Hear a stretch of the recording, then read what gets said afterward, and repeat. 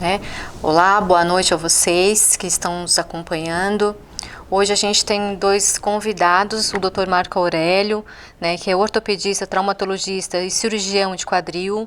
Nós temos a Sinara também, que é fisioterapeuta e osteopata, né? Sejam bem-vindos à nossa live. Hoje a gente vai falar sobre bursite e tendinopatias no quadril. Então, assim, a gente vai começar com algumas perguntas e vocês também podem participar. Podem colocar a pergunta de vocês aí no Facebook e no YouTube, que a gente vai depois passar essas perguntas para os nossos profissionais. A gente vai dar início, então, com o Dr. Marco Aurélio, perguntando: Dr. Marco Aurélio, qual a patologia mais acometida no quadril? Bom, boa noite a todos, obrigado pelo convite, Francine. Uma das patologias mais acometidas do quadril são as síndromes dolorosas, entre elas a bursite e as tendinopatias. Muitas vezes vêm acompanhadas de artrose ou de impacto femoroacetabular. A mais comum mesmo é a bursite. Eu acho que para te entender a bursite do quadril, nós vamos ter que entender primeiro o que é a bursa. A bursa é uma bolsinha com água que tem em várias articulações e que ela funciona como uma almofada para evitar o atrito entre os tendões, os músculos e o osso. E por algum motivo ela inflama, enchendo mais com água e aí passando a doer. Os principais sintomas da bursite seriam dor, face lateral da coxa, pegando ali tendão do glúteo, tensor da face, e pode irradiar para a nádega também. Muitas vezes uma queixa de dor empontada ou uma fisgada ao caminhar, ao subir e descer escada, fazer um agachamento, são os principais sintomas dela. Essas são as principais queixas, então, no caso da bursite. Né? E eu tenho assim, quais as queixas dos pacientes com tendinopatias glúteas? São parecidas, as duas se confundem bastante. A tendinopatia glútea dá uma dor mais irradiada, mais em nádega, podendo chegar até as sacroiliacas, mas também descendo pela lateral da coxa, até a parte da região do grande trocânter. Legal, doutor. E qual o grupo de pacientes mais acometidos? As tendinopatias e as bursites, principalmente, acometem mais mulheres e mais na meia idade, acima dos 40 anos. São os pacientes mais acometidos. Uma característica, assim, corredoras acima de 40 anos têm com frequência bursite de quadril. Mas por que as mulheres, doutor?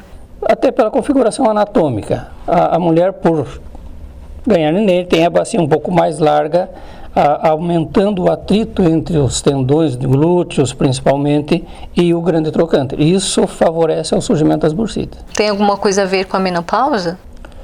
Também pode, por um desequilíbrio hormonal, há uma perda de força muscular, um desequilíbrio muscular, e isso pode desencadear as bursites também. Certo, doutor. A próxima pergunta: existe algum fator contribuinte para o aparecimento das bursites e tendinopatias? Fatores contribuintes, sim. Um fator específico que provoque, não. Por exemplo, pessoas com sedentarismo, a obesidade, exercícios ou atividades em que se fica muito tempo sentado ou muito tempo em pé pode provocar dor. O hábito de cruzar a perna. Ai, como eu estou aqui, gente. A mulher gosta de cruzar a perna, né? Deitar de lado também, então faz compressão da bursa, pode desencadear um processo inflamatório dos tendões e da bursa. E o homem, doutor, também do cruzar a perna? Também. A partir do momento que ele tem o hábito de cruzar a perna, ele vai ter uma propensão maior a ter uma bursite. Não, correto é dormir então de bruço ou de barriga para cima? A melhor maneira seria de costas. De costas e pode até colocar alguma coisa, uma almofadinha embaixo dos joelhos que dobra um pouquinho, faz a flexão um pouquinho do joelho, relaxando mais a musculatura do membro inferior todo. Legal, doutor. E o que as pessoas devem evitar para o surgimento dessas lesões, então? Traumas na região do quadril, atividades com exercícios repetitivos, o sedentarismo, excesso de peso ou erros de postura. Voltamos a cruzar a perna, a ficar muito tempo agachado, isso tudo contribui e deve então ser evitado. E vamos tocar um pouquinho na questão da infância. Se a criança tiver o hábito também, ela pode desenvolver essas doenças, no caso, vamos dizer, precocemente? Pode. Ela pode vir a ter tendinopatia, até bursite do quadril, não é comum. É bem mais difícil, mas não é impossível. Pode vir a desenvolver, principalmente adolescente, tens o hábito muito de sentar em cima da perna, vai desenvolver, se não essa, pode ter outras doenças associadas. E essas pessoas que fazem, vamos citar os esportistas, né? CrossFit, que fazem aí bike, querendo ou não, tem um esporte, né, como hábito, eles são candidatos a desenvolver essas patologias?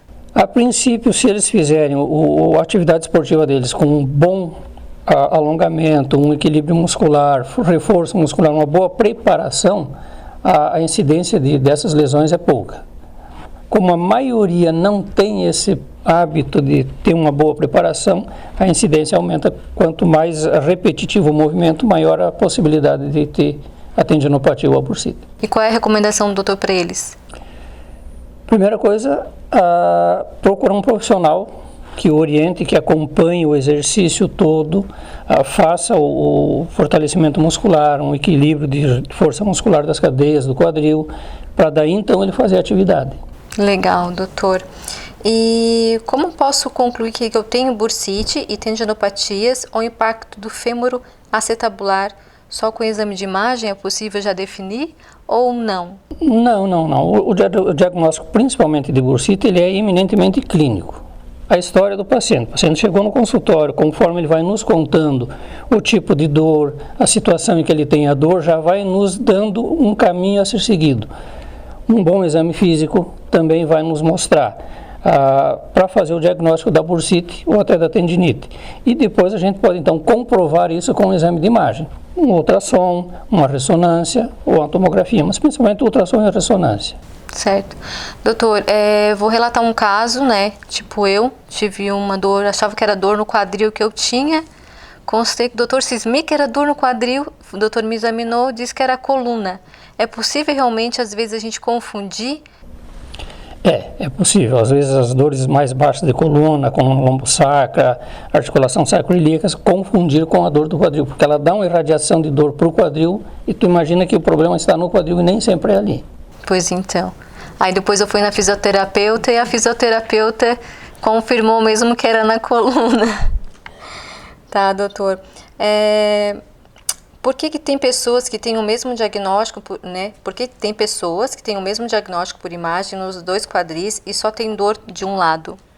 Assim, o fato de tu ter uma alteração anatômica ou mesmo alguma artrose no quadril não quer dizer que tu vai ter dor. Houve alguma mudança, a configuração anatômica do teu quadril, tu tem ela desde criança. Em algum momento tu teve uma mudança de hábito, uma mudança de postura que aí levou a desenvolver esses processos inflamatórios. Então, por isso tu pode ter uma imagem igual nos dois quadris e só ter dor num. E uma situação assim, por exemplo, eu sou uma criança, sempre tive esse problema, minha mãe nunca me levou, vamos supor, no ortopedista, e na vida adulta eu começo a sentir essas dores no quadril, né? Dá a possibilidade de corrigir ou não, já fica irreversível? Se tu tiver já uma idade mais avançada, meia idade, 40 anos, 30 anos, muitas vezes tu não vai ter como corrigir algum defeito que tu tenha tido na infância. Como displasia, por exemplo? Não, tu não vai mais conseguir corrigir a displasia. Ela é um defeito anatômico que tu não tem, na idade adulta, não tem por que fazer uma cirurgia corretiva. A menos que tu tenha uma lesão muito grave para compensar e tentar retardar uma cirurgia mais agressiva. Entendi, doutor. Agora a gente vai falar um pouquinho, então, das formas de tratamento, né? Quais as formas de tratamento dessas patologias? Olha, a grande maioria o tratamento é conservador, tratamento clínico. Começa com medicação anti-inflamatória, a fisioterapia, muito importante, não adianta tu fazer só tomar medicação, tu vai ter que fazer fisioterapia, corrigir força muscular, corrigir hábitos, mudança de hábito é muito importante também, eventualmente alguma infiltração no quadril, e cirúrgico é bem mais difícil de precisar. Então agora a gente vai conversar um pouquinho sobre tratamento com a Sinara, né? Sinara, conta pra gente de que forma a fisioterapia pode ajudar no tratamento dessas lesões. Então, a fisioterapia ela é muito importante no tratamento das lesões de bursite, das tendinopatias, assim como também outras doenças musculoesqueléticas, né? Na verdade, Francine, eu sempre falo que a fisioterapia ela é uma grande aliada da ortopedia, né? Como aqui o Dr. Marco Aurélio, que é um excelente ortopedista, eu vejo que ele é muito cauteloso, né? Nos anos que eu trabalho com fisioterapia, ele sempre está indicando o tratamento conservador antes de indicar alguma coisa mais invasiva. Então, o que a gente se tem de opções hoje de tratamento conservador? Seria isso mesmo, seria a medicação e a fisioterapia. Então, quando o médico indica para o paciente fazer a fisioterapia e a medicação, ele quer o quê? Ele quer tratar aquele problema de uma forma química e de uma forma física, né? E como que a fisioterapia vai fazer isso? Ela vai tratar essa inflamação, né? Ela vai tratar essa contratura, ela vai fazer essa liberação da musculatura que está envolvida nesse problema, como ele falou, glúteo, tensor, ilipsoas, né? Piriforme, às vezes, também está envolvido, né? E de uma forma assim um pouquinho mais avançada, né? Fortalecimento de glúteos para fazer o que? Esse equilíbrio de pelve, né? Principalmente sempre quando fala em estabilizador, a gente pensa em glúteo. Mas quando a gente fala em quadril, eu sempre gosto de colocar junto um fortalecimento meio que geral de membro inferior, como se fosse um fortalecimento da musculatura propulsora. Quando o doutor falou ali sobre a sintomatologia, sabe que me veio uma ideia na cabeça, me lembrei dos pacientes. Quando o paciente ele chega na clínica com um passo curto, eu já imagino o quadril. Quando o paciente às vezes vem com problema de joelho, ele vem com a perna reta. Mas quando tem algum problema relacionado a quadril, geralmente ele diminui o tamanho do passo. E ele diminui o tamanho do passo para isso. É para diminuir a carga do quadril. Então, se a gente trabalhar uma musculatura propulsora que ajuda ele a dar uma passada, ele vai tirar um pouquinho essa carga do quadril. E isso é uma proposta bem interessante, tá? E uma forma um pouquinho mais avançada, dentro da fisioterapia, o que pode ser feito também? A gente faz esse alinhamento biomecânico, desde passada, alinhamento de pelve, mobilidade de sacroiliaca, né? Começa a tratar, a avaliar essas inter-relações que o doutor falou, né? De repente a dor é no quadril, mas às vezes a causa da dor pode estar um pouquinho mais à distância, então dá para ir fazer uma avaliação mecânica um pouquinho mais avançada, dentro mesmo da fisioterapia.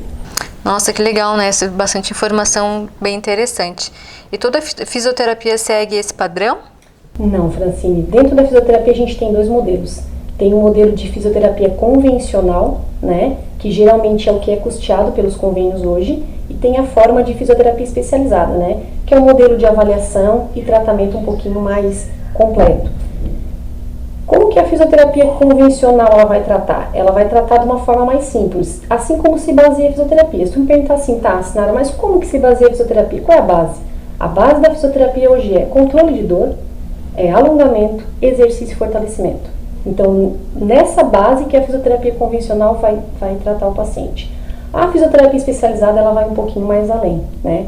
Ela vai começar a diferenciar o que é uma dor intra-articular, o que está vindo lá de dentro da articulação e o que está vindo extra-articular, né? Se ele tem que tratar tecido mole, se ele tem que tratar realmente a articulação do quadril, se ele tem que avaliar, né, as regiões vizinhas. Como o doutor falou ali, no teu caso de lombar, lá no nível, por exemplo, de L1 e L2, a gente tem um ramo de nervos, 3 nervos, que saem da coluna lombar e irradiam o quadril, que é o cutâneo lateral da coxa, o ilinguinal, o gênito femoral. Então, eles saem dali e irradiam bem essa região, virilha e lateral de coxa. O paciente chega com a mão espalmada e fala assim, minha dor é aqui, tô com dor aqui. Né? A sintomatologia é muito parecida, né? Então, às vezes, o fisioterapeuta vai ter que ir lá avaliar aquele quadril, ver essa região da coluna, ver se não tem nenhuma hipomobilidade, se não tem nada ali que está irritando aquele nervo, que está irradiando a dor desse quadril. Então, ele vai fazer isso, vai testar a sacroiliaca, ver se falta mobilidade, né? Essa parte mais mecânica que a medicina encaminha, que peça que o fisioterapeuta faça. Não, e a gente eu acho que confunde, no meu caso, por exemplo, né? Porque eu também repuxava a perna. Daí, aí o que acontece? Eu disse, não, doutor Marco, eu tô com problema no meu quadril. Daí eles estão, vamos fazer o exame, tu vai lá fazer a fisioterapia.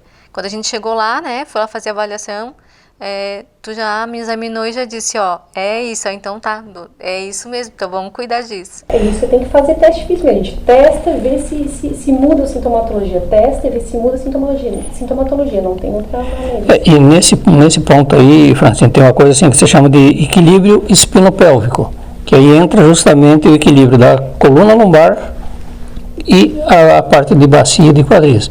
Então pode irradiar essas dores e confundir muito o quadro. Isso. Aí a gente pede exame para tirar dúvida. para esclarecer a dúvida e ter certeza se é, como a senhora falou, é intraarticular, é extraarticular, é lombar, é sacral, de onde está vindo a dor, onde ela começa. Mais uma pergunta então para a Sinara. Existem alguns exercícios específicos que possa prevenir esse tipo de doença? Então, se fosse para mim indicar alguma coisa, eu falaria em glúteo, né? Principalmente glúteo médio, glúteo mínimo, que faz essa estabilização de pelve, né? Não deixa esse ângulo de quadril aumentar, que o doutor falou que geralmente é um causador, né? Mas é difícil tu falar só, né, no glúteo, só ele sozinho, não. Eu digo de uma forma geral, né? Se a pessoa mantém toda a musculatura com uma tonicidade boa, toda a musculatura de membro inferior, de abdômen fortalecido, o corpo consegue suportar os desequilíbrios e os estresses que a gente expõe o corpo o dia inteiro, né? Eu costumo dizer, carga em tecido bom, o corpo suporta. Carga em tecido ruim, geralmente lesão e dor, né? Quando eu falo tecido bom, quer dizer musculatura preparada, fortalecida, né? Então o corpo suporta se o músculo estiver preparado. Certo, Sinara. E muitos pacientes têm o hábito de pesquisar, sabe, na internet.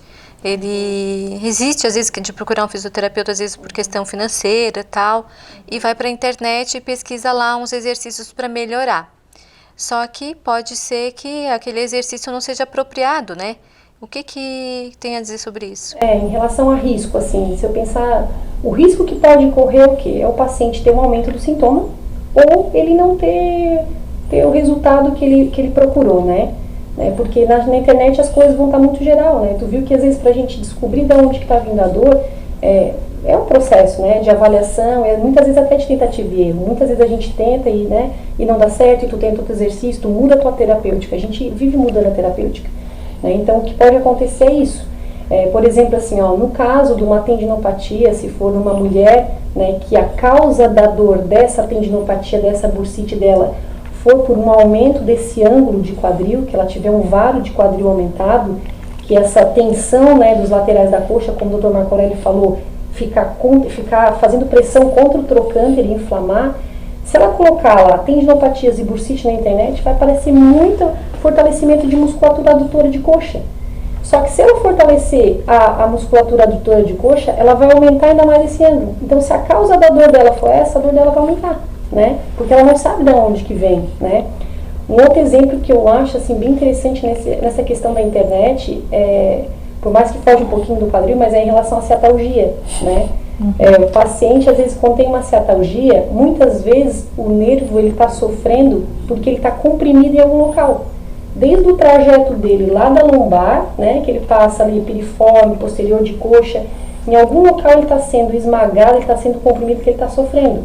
Mas se tu entrar na internet, colocar que tu estás com crise de ciatalgia, vai aparecer lá alongamento ciático. Então a pessoa fica lá esticando, né? E às vezes se esticar muito o tecido, principalmente o tecido nervoso, pode acontecer que é uma irritação e inflamação. Então às vezes a pessoa gera, né, um processo inflamatório no nervo de tanto esticar ele, porque ele não precisava ser esticado, ele precisava ser solto, né? Precisava ser feita uma investigação aonde que está sendo comprimido, qual é o local, né? Existem alguns pontos vulneráveis nesse caminho, que é onde a gente vai lá nos pontos e tenta soltar e ver se a gente consegue dar essa liberação. E é muito importante fazer essa avaliação, né? Eu vou me citar novamente como exemplo. Fui lá, fiz a avaliação, né? E me indicasse um tratamento mais rápido, né? E o tratamento, um outro tipo de fisioterapia. Optei pelo tratamento inicialmente, né, o convencional, mas depois eu queria melhorar de uma vez, então fui para fazer a osteopatia. Já nós fizemos e 3 sessões lá eu já estava, né? A gente se assusta um pouquinho porque torce o corpo todo ali, mas a gente melhora e fica bom rapidinho. Gente, olha, faz anos, né, que aconteceu isso comigo e a dor, graças a Deus, não veio mais. Então, não consultei por enquanto com o Dr. Marco Aurélio, não tive recidiva, né, no caso da patologia, mas eu pergunto para o Dr. Marco Aurélio se algum fato de algum relato, algum paciente que o doutor pediu para fazer a fisioterapia e preferiu tomar medicação, passou a dor e não seguiu com o tratamento, depois retornou para o consultório. Não, isso aí tem vários pacientes que fazem essa opção. Ele toma a medicação e não faz a fisioterapia. Alivia a dor, vai aliviar por alguns dias, talvez até 1 mês, 2, e vai voltar, vai recidivar, porque ele não tratou a causa. o que está provocando a dor dele, ele só tratou o sintoma. Então nós precisamos fazer um tratamento conjunto, a fisioterapia e a medicação vai aliviar o sintoma imediatamente e a fisioterapia vai trabalhar para manter essa articulação livre de dor. Então o negócio aí, pessoal, ó, vai no ortopedista e faz a fisioterapia, o tratamento certinho para não sentir mais dor. Agora a gente vai ver as perguntas, então, dos nossos participantes, né? Vamos ver aqui a nossa produção, as perguntas que nós temos aqui para o doutor e a nossa fisioterapeuta responder. Vamos perguntar aqui para o doutor Marco Aurélio. A gente tocou nesse assunto, né? Cruzar as pernas faz mal para a articulação do quadril? Para a articulação em si, não, mas para tecido mole, para musculatura, para tendões, vai fazer pelo tempo que tu ficar com a perna cruzada, por tensão muscular, tensão de tendão, compressão de bursa, isso vai te provocar alguma dor futura. Certo. Outra pergunta que nós temos aqui. Tomar colágeno ajuda a reconstruir a cartilagem? E aí, doutor? Bom, o colágeno, as glicosaminas, diacerinas, a condroitina, são medicamentos que a gente chama de condroprotetores. Eles não formam cartilagem. Eles mantêm, melhoram as condições dessa cartilagem, hidratam melhor, dão mais resistência para que ela se gaste mais devagar. O que tu perdeu de cartilagem, tu não vais recuperar com essa medicação. Isso é bem interessante porque tem gente ainda que tem essa dúvida, né? Que acha que não, que vai crescer ali uma cartilagem nova. Cartilagem nova e vai ficar zero bala. Então não, é para manter o que já tem, né, doutor? O que ainda tem. Ainda tem, né? Então, tem uma outra pergunta aqui. É normal ouvir estalido no quadril e nas articulações? Normal, não, mas tem várias pessoas que têm ou por uma frouxidão ligamentar, voltamos às mulheres que têm uma tendência maior a ter esse tipo de coisa, e tem pessoas que têm esse estalido. O que tu deve fazer? Convive com ele, não provoca o estalido, porque cada estalidozinho que tu tens, tu está fazendo uma microlesão na tua articulação ou no teu tendão, enfim. Então, evita de provocar o estalido. Se deu estalido, deu, pronto. Tá, mas não é nenhum problema grave, não, assim? Não, a maioria das vezes não é problema grave, não. Então realmente é só esse gás que sai, né, da articulação, ali que tem líquido sinovial. Quando a cápsula ela é distendida, esse gás sai, né? Por isso que a gente não consegue instalar 2 vezes consecutivas, né? Porque tem que produzir novamente o gás. Olha que interessante. A gente não consegue, né? 2 vezes. Porque, olha, isso é interessante, porque às vezes a gente vai lá, tem gente que quer fazer isso, né? Principalmente com os dedos das mãos, né? Aí que é da mão, do pé, do joelho, que tá instalando tudo. E aí vou perguntar, isso prejudica se ficar instalando sempre ou não? Se tu tiver o hábito de instalar sempre que tu puder, vai prejudicar a longo prazo. Porque isso aí provoca uma microlesão, provoca um microtrauma. E aí quais são as consequências? Lesão de cartilagem, artrose. Aí vai provocar processo inflamatório, vai provocar uma artrite, talvez uma tendinossinovite, mas lá no final vai chegar numa artrose. Então aí, pessoal, né, fique atento a essa resposta do Dr. Marco Aurélio. Vamos parar aí de instalar, então, né, o joelho, o dedo, a coluna, o ombro. E vale a pena fazer uma adendo nessa questão. Quando o estalido ele vem acompanhado de dor e travamento, aí o paciente tem que procurar um profissional, né? Porque tem pessoas que às vezes têm APA instalando, às vezes estala e vem com dor, e às vezes estala e começa a diminuir o movimento, aí tem que avaliar a articulação, tem que procurar um médico para avaliar. Isso quando não é proposital, acontece, porque às vezes é uma pessoa que vai lá e faz esse estalido por conta própria. Mas vamos supor, estou jogando um tênis, né, praticando um tênis lá, né, que movimenta o quadril e movimenta o ombro. E deu um estalido no meu quadril, né, e aí eu senti algo diferente. Devo procurar, daí no caso, profissional. Quando tu tá fazendo atividade física e tem um estalido e uma dor, alguma coisa errada aconteceu nessa articulação, um movimento, alguma lesão tu provocou lá dentro. Então deve procurar, vamos investigar, descobrir qual é a lesão. E mesmo quando tu faz propositalmente o estalido, seja na articulação do dedo, se der dor ou der um travamento, alguma coisa aconteceu ali que não deveria. Doutor, agora eu vou perguntar para a Sinara. Sinara, dormir com um travesseiro entre as pernas seria um bom hábito? Olha, seria um hábito. Supondo que a pessoa vai dormir de lado, né? Ela acaba alinhando a coluna, né? Uma posição que a coluna fica alinhada, o quadril ficaria alinhado, né? Quando a gente deita totalmente de lado, a gente coloca muita pressão do trocânter em relação ao colchão. Fica toda a pressão ali. Então, se a gente desloca a perna para frente e distribui o peso no travesseiro, a gente acaba tirando um pouquinho dessa sobrecarga do peso do meio do corpo em cima do trocânter que está embaixo. Então, assim, praticamente não teria contraindicação nenhuma nessa posição, até seria bem indicado para quem tem problema de quadril. Então, se eu estou em tratamento, fazendo fisioterapia, né, do meu quadril, e eu ter esse hábito também dormindo em casa, eu consigo melhorar ainda mais. Sim.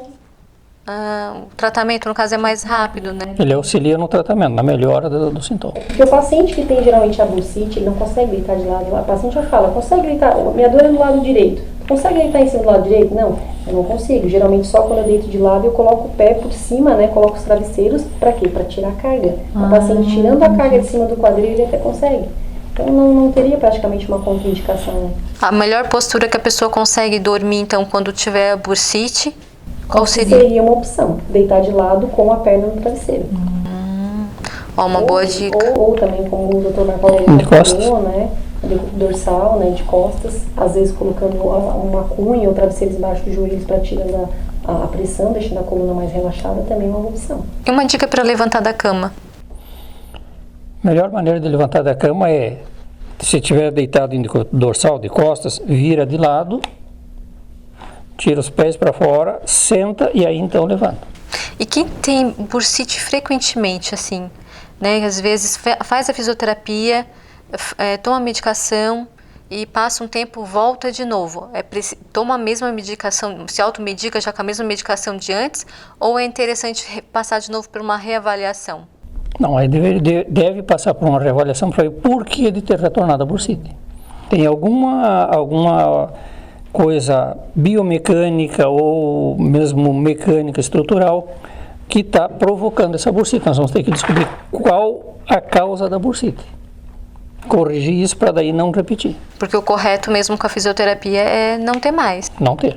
Só se ele também tem que mudar o hábito também. Aí tem que ver se ele fez a mudança de hábito, se ele corrigiu postura, se ele reequilibrou musculatura, para que não venha a ter. Senão tu faz um tratamento hoje, toma medicação, fez a fisioterapia, acompanhou direitinho.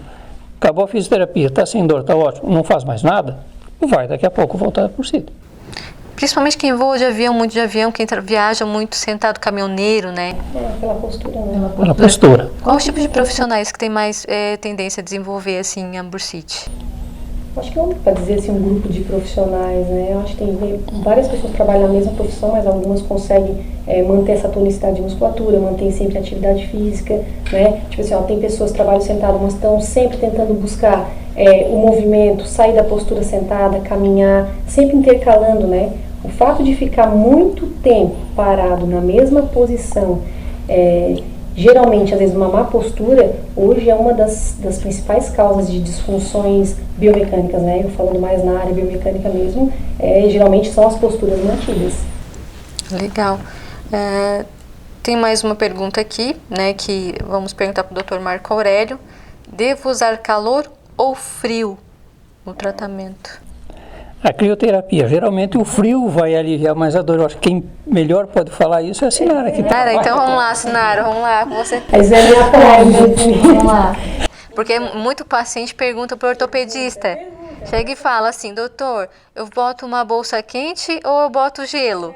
Né? É bem interessante, vem aqui no consultório e pergunta. Eu fui uma que também já perguntei, né? A gente tem uma torção, vamos supor, no meu tornozelo, e aí a gente pergunta, é inverno, vou botar gelo ou vou botar uma bolsa quente, né? Então, tira a dúvida para nós aí, Sinara. Então, assim, a gente, na fisioterapia, comumente a gente usa o calor, tá? Mas a gente usa o calor porque a gente vai preparar aquela estrutura para ela ser movimentada. Qual é a função do calor? Como se fosse uma função de relaxamento, como se fosse um amolecimento da articulação. Então a gente vai aquecer aquele quadril para quê? Para a gente conseguir um alongamento mais efetivo, uma mobilização mais efetiva, porque a gente vai trabalhar com aquele segmento, né? Então a gente prepara ele para ser trabalhado. Agora, só chegar em casa, colocar um calorzinho e tirar e não fazer nada, ele não tem função terapêutica nenhuma. Só o calor sozinho. Agora, o gelo não. O gelo ele tem outras propriedades, né? O gelo é um potente analgésico, é um potente anti-inflamatório. Hoje ele é muito usado e muito rico nas lesões agudas, né? Ele até acaba diminuindo o tamanho da extensão da lesão. O gelo ele tem propriedades para ser usado. Aí eu vou tirar uma pergunta, porque uma pergunta assim que eu possa ter ou que as pessoas que estão assistindo ter. Porque assim, quando a gente fala gelo, tem gente que pensa naquele gelo da geladeira, né? Vai lá, pega aquele gelo, bota dentro da bolsa e coloca. Tem algum que a gente possa comprar em alguma loja específica de produtos ortopédicos que é esse tipo de gelo, né? Ou não sei, alguma bolsa? A função da crioterapia é essa. Tu pode comprar uma bolsa térmica e colocar o gelo na geladeira. Ou tem nessas lojas de produtos ortopédicos, é um gel, né? Que tu deixa no congelador, ele congela, se ele fica mais macio, ele molda mais aos segmentos, né? Se tu for colocar o gelo no ombro, no quadril, ele se molda melhor. Mas a função da crio, ela vai ser sempre a mesma. Até me lembrei de uma questão assim, às vezes os pacientes que têm tensões musculares, eles gostam muito de usar calor. Aí eu sempre pergunto para o paciente assim, olha, se a tua tensão muscular, ela for uma tensão muscular esporádica, que às vezes tu tens essa tensão, não tem problema nenhum tu usar o calor. Agora o problema é se a tua tensão muscular é uma tensão crônica. Porque geralmente o músculo, quando ele enrijece para proteger alguma coisa. O músculo geralmente ele é muito culpado, a gente culpa muito, eu tenho uma tensão muscular, toda a vida eu tô com essa tensão muscular. Mas o ideal seria buscar o porquê. Por que esse músculo está toda a vida nessa situação? Por que ele está toda a vida? Ele está protegendo geralmente alguma coisa. Né? Então não adianta ficar colocando calorzinho, né? Cada vez que sente o músculo ali e não buscar a causa, não fazer uma consulta, não ver o que está acontecendo por trás dessa tensão toda. Porque a ortopedia, na verdade, é um conjunto, né? Músculo, osso, articulação. Dentro da articulação tem tendão, tem ligamentos, todos trabalham em harmonia. Se quebrou a harmonia de um deles, vai ter uma repercussão no restante.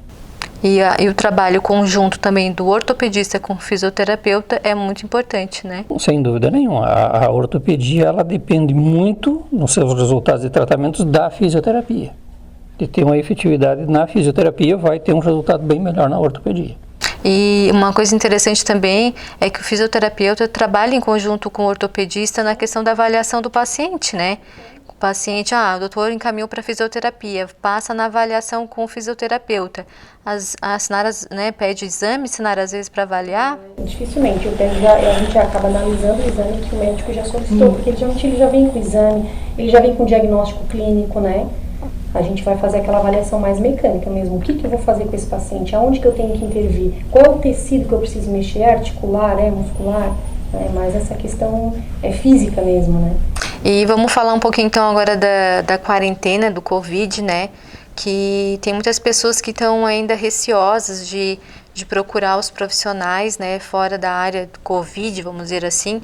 É importante lembrar que a ortoimagem, né, ela está preparada para atender todos os pacientes, os nossos profissionais de todas as áreas do aparelho locomotor estão atendendo, né? Então, assim, vocês podem vir que tem a triagem, tem toda a higienização, enfim, tudo que a Organização Mundial da Saúde exige, nós estamos cumprindo. E a Sinara, acredito que, né, também está cumprindo, então vocês podem fazer a fisioterapia sem medo, porque a fisioterapia é no toque, né? Tem muito contato físico, mas todo cuidado também está sendo feito. Eu quero só ver mais algumas perguntinhas do nosso público. Produção, tem mais algumas perguntas? É a Marcelene, produção. Lá de cima que tem os elogios e tem perguntas. Nós temos os elogios. Leila Rodrigues, Dr. Marco é um profissional dedicado a seu paciente. Que legal, Leila. Obrigado por participar aí da nossa live. Depois nós temos a Regina, também um outro elogio. O Dr. Marco é um ótimo médico, né? A Célia também fala, Sinara arrasa no profissionalismo. Olha que legal. A turma está gostando bastante da live. Fico bem feliz aí, viu, gente? A turma da medicina, da Unesc. É isso, produção? Unisc. Ó, então, turma da medicina da Unisc, Dr. Marco é fera. A Marcilene, excelentes profissionais, ó, tá elogiando a equipe aí, estão sempre nos ajudando. Aí agora a gente tem umas perguntas, tá? Uma das perguntas é: a ajuda nutricional é indicada para essa questão da bursite, doutor? Olha, a ajuda nutricional ela é indicada. Se tu tiver uma alimentação correta, balanceada, também vai ajudar a parte da musculatura, de manter tônus. Então, há indicação. E até pela questão de ganho de peso ou perda de peso, se tu estiver acima do peso, há uma propensão maior a tu ter problemas articulares. Ó, gente, só para lembrar que aqui na Ortoimagem a gente tem uma nutricionista, tá? Nutricionista clínica, que trabalha em conjunto com os nossos profissionais ortopedistas, tá? Então, se você precisar aí perder algum peso, né, para fazer algum procedimento, ou até mesmo para fazer parte do seu tratamento conservador, pode agendar a sua consulta. O Francine, em relação a essa questão nutricional, dá pra gente fazer também um adendo. Tem muitos alimentos que são pró-inflamatórios, né, como o açúcar. Então, a pessoa que consome, às vezes, muito açúcar, ela está sempre também mais propensa para... Só vamos repetir de novo pra gente, que o áudio tá um pouco baixo, vamos lá? Em relação à alimentação, assim, por mais que não é muito área da gente, mas a gente sabe que muitos alimentos são pró-inflamatórios, né? Que eles ajudam a inflamar mais. Então, pacientes que consomem muito açúcar estão sempre mais propensas, eles já têm uma tendência, têm uma postura, acaba sendo um somatório de coisas, né? É difícil achar só um fator causal. Eu acho que a alimentação também tem essa... E o açúcar não está só no açúcar propriamente dito, o açúcar, né, Sinara? O açúcar, ele está aí em todos os produtos, né? Principalmente os que têm conservantes, os industrializados, né? Então, tá aí a dica de procurar também um profissional da nutrição. Lembrando que na Ortoimagem nós temos esse profissional aqui. A outra pergunta é sobre o exame. Artro-RM é indicada na questão do diagnóstico, doutor Marco? A artrorressonância tem suas indicações, não tanto quanto há algum tempo. Para diagnóstico de bursite ou de tendinopatias, não tem porquê de fazer uma artrorressonância. Uma ressonância normal já vai nos dar o diagnóstico. Certo, doutor. Em que situação a artrorressonância é indicada? Algumas lesões intraarticulares no impacto femoroacetabular, lesão labral, tu pode lançar a mão da artrorressonância. Mas a maioria das vezes hoje tu consegue, com as ressonâncias que nós temos, já fazer o diagnóstico preciso. Certo, doutor. Então, muito obrigada pela resposta. Produção, tem mais alguma pergunta para a gente fazer? Só um pouquinho, pessoal, deixa eu dar uma olhada. Temos uma pergunta aqui da Marcelene Calegari. Gostaria de saber se com a chegada do inverno é mais comum que as dores voltem com frequência no quadril.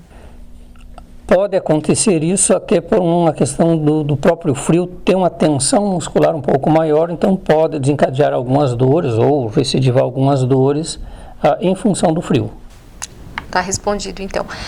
Eu queria agradecer a participação, né? E antes de a gente encerrar, eu gostaria, então, começando pela Sinara, a mensagem que a Sinara deixa aí para os nossos participantes. Se fosse em relação à prevenção de tratamento de lesões de quadril, a minha mensagem ficaria: o paciente manter-se ativo, sempre em movimento, né? Evitar posturas mantidas, principalmente más posturas mantidas, né? Manter o corpo sempre ativo, uma tonicidade muscular, né? E o fortalecimento sempre da musculatura, que é estabilizadora de quadril, é uma boa dica, assim, para a prevenção dessas doenças.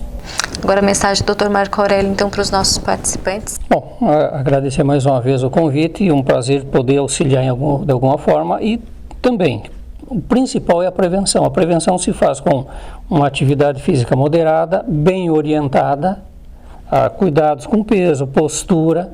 Isso vai nos evitar sérios problemas. Legal, doutor. Então, eu quero agradecer mais uma vez a participação de vocês aqui nessa live. Eu agradeço também o convite. Que bom, fico bem feliz. Doutor Marco, também mais uma vez, obrigada.